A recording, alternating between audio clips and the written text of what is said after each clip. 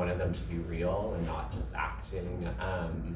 And I was thinking a lot about people who are in workplaces or engaging in precarious labor, and that's often service work, and that's often women are in these positions. And while I was writing the play, the Atlanta spa shootings happened, and that was a really, that really hit me in a place where I was thinking a lot. My grandmother at a time was doing massage work as like a child, and like that, you know, so many people choose to take on labor that can put them in dangerous positions or not feel alive while doing it, to continue surviving, to feed their family, etc. So it's both their way of living, but also something that kills them. And so I was thinking about how those two things coexist. And so these characters are obsessed with death. They can't stop thinking about it. It's always top of mind. Yeah. I think that's. What was the reference to the Beatles? Oh yes, that's the first person who's asked me since I've been here. It's. I don't have like a writerly, like theoretical answer to give you, other than when I first started writing the play, they were literally the Beatles, and then when it changed over, I kept their names. It for some reason felt emotionally true. There's like, it was really fun to see the humor in this play come out too, because I sometimes forget how funny it is because it's so dire most of the time. But yeah, I think it kind of have a mythological place in my brain, and they've kind of been made into myths, and so it was nice to write them out too. They were in the play at a certain point, but they weren't. Yeah, that's one thing I really love about the play, is that the men, masters, are present, but you never see them. They never come in, but they're a threat, and they're obviously The other side of the abusive and oppressive, but they're somewhere else. Like importantly, not important.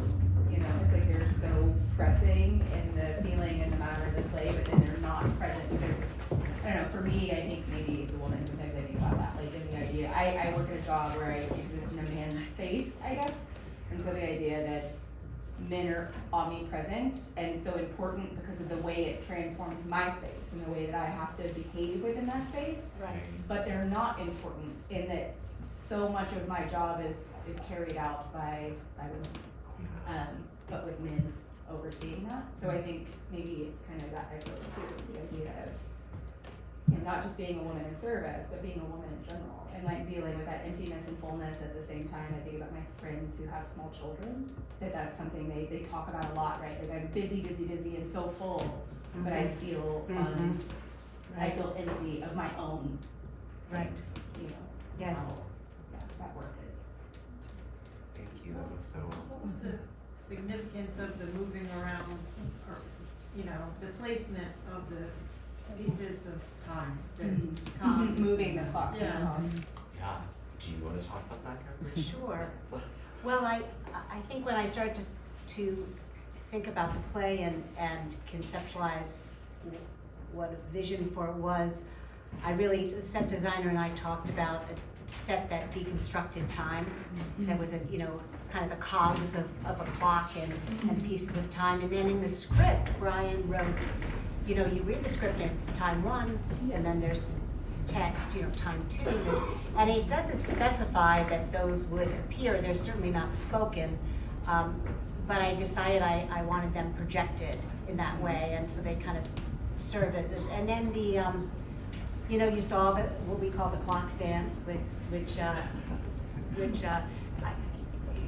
I had this idea of them walking around this clock and then these movements helping, and Kelsey was our amazing choreographer and just realized that so beautifully. But I think the play, Brian's play, it's so poetic, and it's not only about a storyline or what happens, it's also about what you see visually and what you hear and what, you know, just this overall experience of this space and of really their world that they're trapped in. So they're confined in this world. I'm very curious in the directing of it, how were you thinking about bringing forward the most important elements? Yeah. Yeah. How did you approach that? Well, it's an excellent question. You know, I think that the rehearsal process is like a real process of discovery. And to tell you the truth, when I first read the script on the page, I kind of didn't know what it was, to be honest. And I was like, what is this? You know, and I'm a big believer that, did I ever tell you that? Yes, you did. I heard someone in the crowd go, I have the same question. But you have to kind of go into the unknown. You have to kind of embrace you have to be accepting of what your responses are if you're going to do a good job and decide. And then also, I really believe that the plays are meant to be performed, not read. And I wouldn't say that I consider myself, some people have led competitions and things and they're amazing readers of plays. I wouldn't call myself an amazing reader of plays, but I love to put up a play and discover what a play is. So I think bottom line for me as a director, and I probably maybe everybody else has their own answer, which is good. I felt like it was a liberation story. That to me is what this story was. That's why I wanted to direct it. It was a liberation story. And so then together I think we're able to, but to be liberated you also have to be, first you have to establish that you're trapped. You have to establish the hardship, you know, the all that, before you can be free. And so I really directed it with an eye towards that, and we came up with this idea of having them kind of take off their servant garb and take off those wigs at the end and go out the window. And you know, and Brian, the play speaks of them going out the window. And actually what's really fun is this is like the third or fourth play I've directed where people escaped. And I directed another play where people went out a window, and so it was fun too. Yeah. How did you all think about that? You want to introduce yourself? Oh, sure. Yes. Yeah, hi, I'm Kelsey. I played Peregrine, and I did Intimacy and Movement. I'm Dakota. I played Jane. Joanna will be here soon. So how did you all think about? Well, do y'all have specific questions? I think there's like so many different themes you could pick up in this play, like the way you said just now that you felt that it was a liberation piece, right? But I think everyone kind of picks up on different aspects of that. And I wonder from the acting perspective, like, what were you vibing with individually? Because I think you guys put together such a performance that if you were all on the same note, it would may not have happened that way. Yeah. So, What I love about the three of them is that it's something the three of us discovered, and then it was kind of solidified last night of my girlfriend was kind of giving me a little lowdown of what she thought. It's about three different types of women, or feminine presenting humans. And you have kind of an older generation over here that is kind of like, this is a system, don't fight the system. Don't fight the system, this is us. This is just it, you can't fight it. We have kind of like a middle ground of we use the system, it still exists, we're not gonna burn it down, but we use the system to our advantage, or how can we learn about the system and manipulate it? And then there's just the burn it all down. Burn it, fuck it. that's me. But the three of them, because they all have strengths and weaknesses, right? And even the fuck it all character needs two other people to actually carry through. And what's cool about it is that we only escape together. We can only escape together. We can't do it individually. None of us have enough courage to do it. But if we're all a team and all female identifying or in-betweenies get it together and we all agree that we have to get out of this fucking patriarchy, we have to do it together or it won't happen. That's what I feel, you know, there's like, and then on top of that, there's this beautiful thing about feminine presenting humans that even when they're oppressed, there are moments of joy, that there are moments of them celebrating that womanhood, that femalehood, that ownership of who they are and where they came from, even while being oppressed. And that those, hopefully, kind of those little like blurbs of moment of joy kind of still lived in the space, even though there's a constant fear of that door opening and resetting it. And then in the end, they're like, well, fuck it, if we're together, let's just kiss and go. Which, as a queer person, as a lesbian, I agree. Kiss and go, y'all, let's go. Johanna, do you just want to introduce yourself? Hi, I'm Johanna, I play Hester. Just excited to, you know, engage with you all and be a part of this talkback.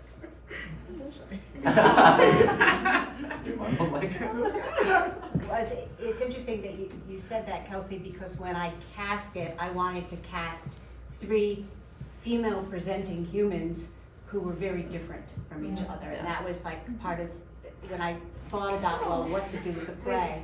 We look similar. This is the point, right? People who you think are very different from each other, and then you see, well, are they really that different from each other? And that beautiful part of what humanity is, you know, and so it's interesting. Dakota, how do you see the play? Brian gave us such a gift of having a lot of text, especially the poem. I remember first reading it and I had no idea how we were going to do it at all. Same with the lines that we have as parentheticals that are thoughts and not really directed to another person or actor. It was such a beautiful challenge to work on and do and to activate poetic language for performance. Some of the ideas I was thinking about, the ideas of how dangerous it is to not say what you mean and what you want, the consequences of what happens when you don't. And for Jane, that the only way she can save Hester is by saying what she really wants. I want to kiss you.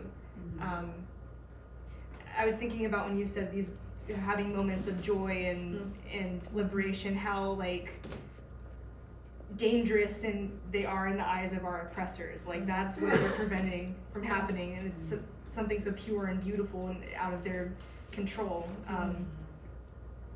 But yes, those are some of the things I was thinking about. Johanna? We've talked about this, you know, ages ago, but you know, what is it when time is the villain?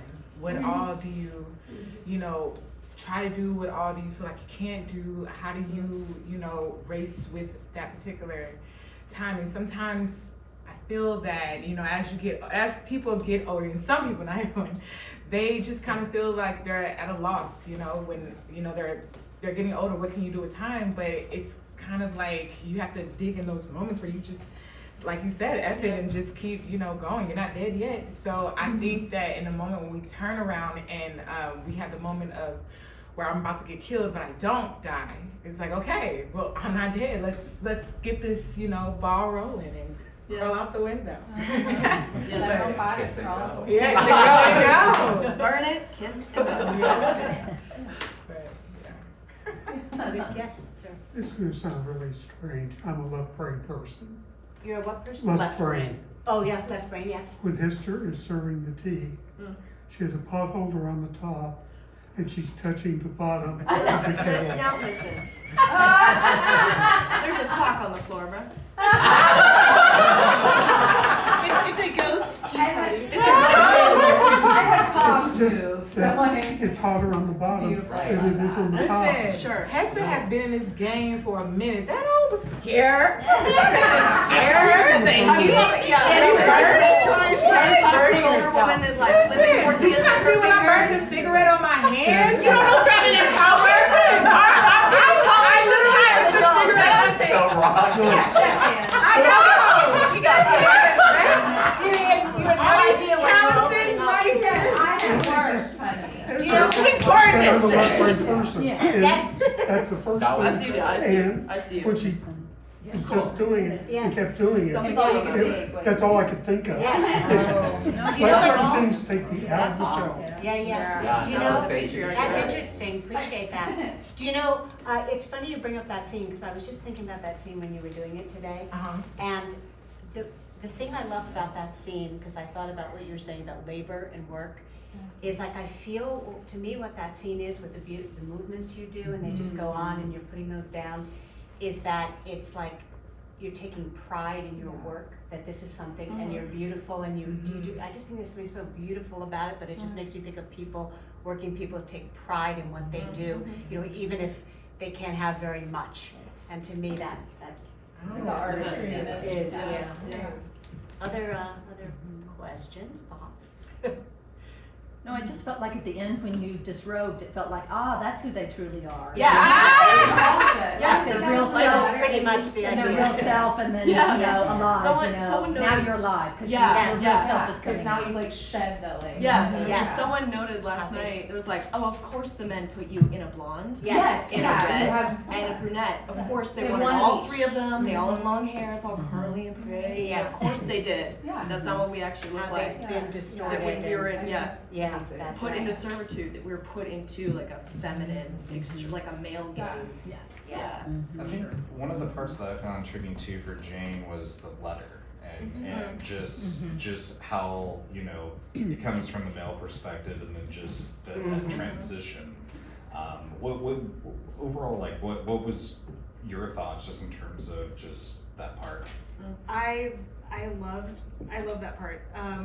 And exactly what you said, the male perspective versus the female perspective and the feminine response to that, and taking his words and then making them my own. And yeah, it's one of my favorite parts to do. Something about simply editing feels really good to act, and I love doing that part. Yeah. I also feel that is such a, we talked about this, like the class character in the play, and him saying, the master saying, he's uncommon, and you say, I want to be common. I am. It is my And right to. Yeah. It's my right to be common, and I feel like that's another theme that you play with is the elites and regular people. Yeah. Yeah, and read this letter. It's that the first piece of text is a real piece of text that I took. It was I forgot. It was like 1850s. This piece of text was used by many different people, and then like bastardized. The like last line instead of like, this is what it means to be alive, it would be like, this is what it means to be a dentist, or like, this is what it means to be a businessman. And so I found this. I was like, oh, this is so wild. Why are they? This is the character of it is just so strong, but Gabrielle, it's like to me it is a class sort of difference. I guess the right to safety and the right to live, I guess, to put it bluntly. And the editing is a specific style of poetry called erasure poetry, where it's like in the umbrella of documentary poetics, or anything from the archive or anything else, like kind of mark it out. It's also called blackout poetry. If I'm wrong, Hester's text is like that as well, right? All of your monologues? Yes. Same monologue, but with less words. Yes, the three monologues that we just discovered that in the course of rehearsing. Right. We did. We were rehearsing it, and then we're like, wait a minute, this is the same monologue, only it has half the words, and then it has like 4 words, but in 3 different scenes. So when she walks around and performs that monologue. It's the same Over monologue, time. but yeah. Yeah. over time. Always. But And then it at becomes the much end, more you about the have- four words than all words. Yeah. Yes. Yeah. Which is really important. Yeah. Yes, Yeah. yes. What'd you say, ma'am? At the end, though, she has where she completes the lines, Yeah. Mhm. that everyone has. to That's use. right. Yeah. Yeah. That is important. Like, not a question, more of a comment. I really love the cadence of everything, like the way that you three synchronized things, and I know how hard that was. Like, I mean, it was really impressive to watch you guys, even through all of the things that can kind of be chaotic in that, you know, like. Yeah. But the synchrony of that, I think, was so important because it kind of shows that, like, solid, you know, like the coming together and that solidarity Yeah. and, you know, anyway, just thinking about women in the past you. and how Thank we you would so do much. things like that, you know, Yeah. and like that coming together of song or cadence or whatever we could find in that like moment. Yeah. I thought that was beautiful. So thanks for Yeah. like that was Thank you. hard. So thank you. Do each of y'all have a favorite part in the play? I do. Okay. I love breaking the play every night. I love saying I want to kiss you instead of I want to kick you. I love changing it. And I love destroying the set and losing our minds and the joy of being able to say all of those beautiful words together at the end is something I've never experienced as an actor, and it's really cool. Yeah. Mhm. I'm definitely like going out the window. Because I mean, it just feels like Hester just has always is programmed in Hester's head. No, we can't. So it's just like once I get to the window, I'm like, oh, it's happening, it's real. And then, you know, we go out. So I think that's one of my favorite parts. Yeah, the end is definitely where we sweat the most. We're just like running and screaming and throwing things. It's really satisfying to put my knee through that painting every time. Yeah, that's nice. It's this, yeah, well, it's different every night. Okay. Yeah. So you get a different. I'm just like, Oh, Yeah. Paul. Paul does Over it. there, Paul makes ugly Ugly paintings. paintings. On the smash. Wow. I would say intentionally ugly painting. Paul, I just realized you complete the Beatles. Oh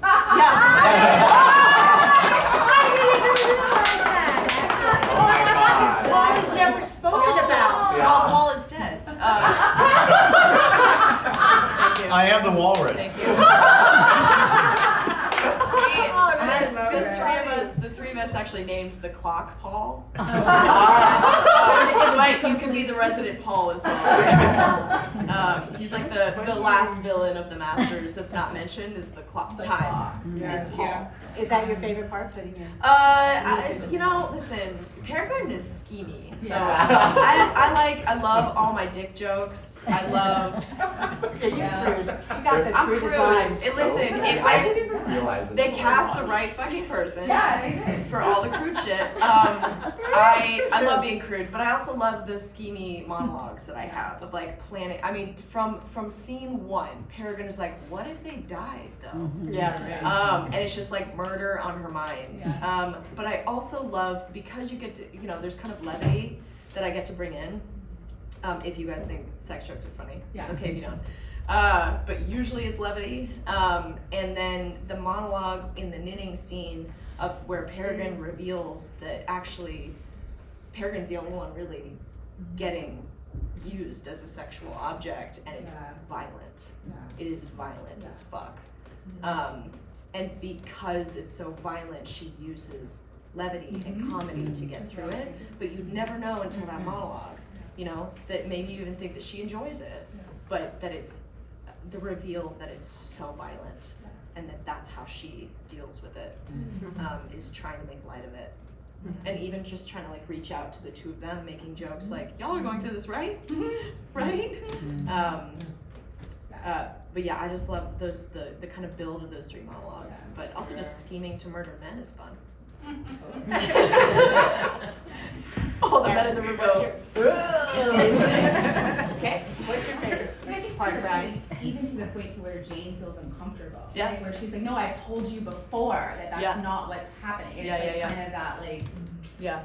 what do you, it's like that meme about checking on your strong friends, you know, Yes. it's like that, the same idea Yes. of like, Very sometimes much the so. person making light of everything is actually struggling. Is actually struggling the most. Yeah. Yeah. What was your favorite part, Brian? Do you have one? It's hard.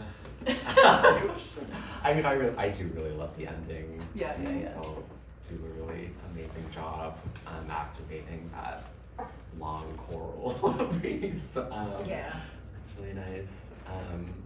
I love the ways that you've each breathed life into the like in between monologues too. The Bloody Mary scene really moves me every time. The prayer, the oration poem, and the like holes in your monologue or the holes that continue to appear.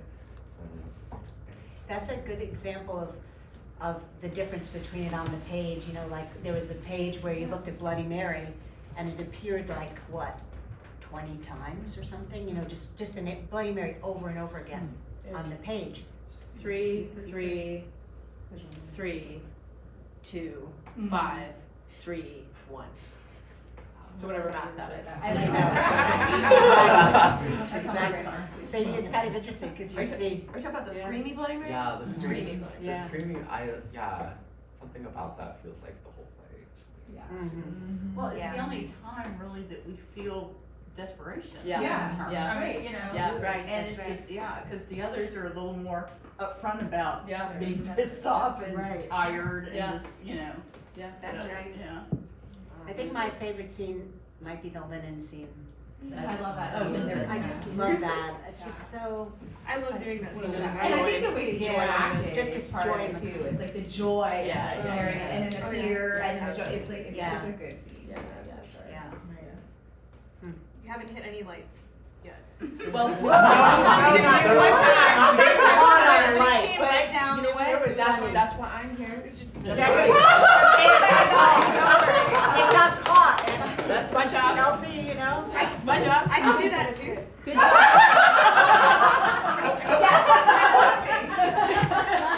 Teamwork makes that dream work. No, I'm really tall. I'm really short. Yeah. And good job with the mirror tonight. Yeah, I thought that was You know, actually, I thought that made it go. Things You know, happen. It happens. It's marked. It's marked.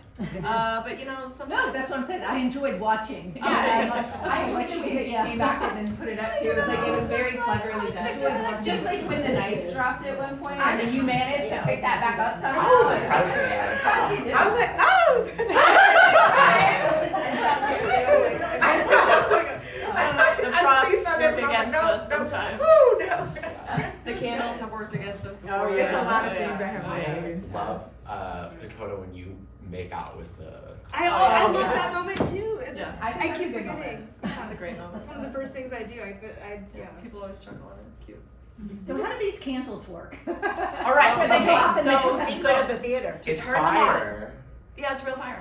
I You turn them on. You gotta double click it.